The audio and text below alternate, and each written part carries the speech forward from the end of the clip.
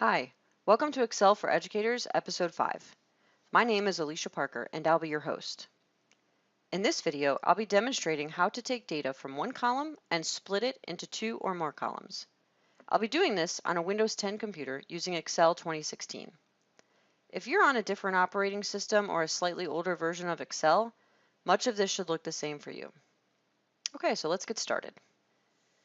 This is a dataset of fake student data that probably looks like something you would use in a school or district. Column C is a combination of last and first names of these fake students. In Episode 4, we learned how to combine first and last names from two columns into one. In this video, we'll do the opposite. There are a few different ways you can separate data from one column into multiple columns. In this episode, we'll only focus on doing so when the data has a delimiter. A delimiter is any character that is used to help separate a string of text. So in this column, our delimiter is a comma. If we scroll over on this data set to the phone number column, our delimiter here would be a dash. The dash separates the area code from the phone number, and a second dash separates the phone number into its two parts. Delimiters can be a wide variety of characters. Remember, if you want to learn how to combine two columns and add a delimiter, like a comma between two names, check out Episode 4. So let's go back to our name column and prepare our sheet to split the column into two different columns, one for last name and one for first name. First, I want to show you what would happen if you do this incorrectly. So watch and learn, but don't do what I do, at least not yet. To separate a column, I typically highlight the whole column I want to separate and then navigate to my Data tab. There is a section to the far right called Data Tools, and there you will see a text to columns option. If I click this, a dialog box opens and provides me with two options. I have to decide if I have a delimited data set or a fixed width data set. I'm only covering delimited data in this video, so we'll stick with that default option for now and click Next. The second screen gives me several options where I now need to tell Excel what my delimiter is. Tab is the default, but in my data, a tab does not separate my first and last name. A comma does. So I need to uncheck tab and check comma. Notice the preview that shows up in the data preview box. I've often used the other column when I receive data that is pipe delimited. Again, if you're on a PC on your keyboard, you can find a vertical line on a key that probably also has a /. It looks like this. So that's an example of when you might use the other in this step. But I just want a comma, so I will delete the pipe and uncheck other in this step. And let's go ahead and click Next. The final screen gives you some options on how you want your data to be formatted. You can choose general, text, or date, and there are some advanced settings for numbers. We don't need those to just separate our names, so I can leave it as general or change it to text. It won't impact my results for my purposes here today.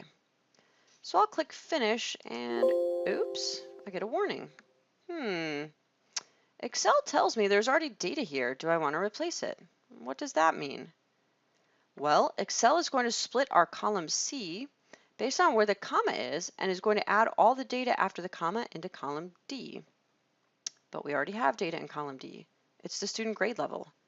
If I just hit OK, watch what happens to column D. Excel does just what it warned me it would do. It replaces my data. It does not push all my data to the right. So let's undo that error and start again. This time, however, let's insert a blank column so that Excel has a place to put our first names. I'm going to highlight column D, but instead of going right to the Data tab and to the Data Tools section, I'm first going to right-click on this column and choose Insert. This will move all my data to the right, and now grade level is in column E, and column D is a blank column available for the split data coming from column C. Now, when I highlight column C and go back to Data and then Data Tools and then Text to Columns, and I walk through these dialog boxes again and click Finish, I don't get a warning and my first names appear in column D. And my last step would be to label these appropriately.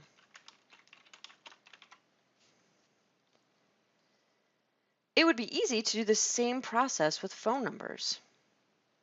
If we wanted to separate our phone number from our area code, we could repeat this process, but this time use the other for the delimiter and tell Excel that it's a dash. However, watch what happens.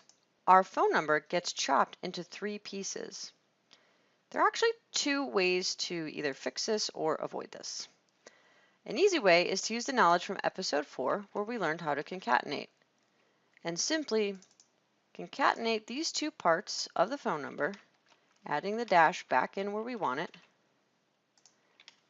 copying all of that data to our columns as we learned in episode 4, and then making sure we paste our values in to remove the formula and get rid of the 2 splice columns. We could then rename this area code and this phone number. Another way would be to use the fixed width instead of delimiter. However, that is in episode 6. So if you would like to learn how to use the fixed width to separate data, check out that episode. I hope these tips help increase your efficiency with Excel. Check out my additional Excel for Educator videos for more help on using Excel. And until next time, this is Alicia Parker with Excel for Educators.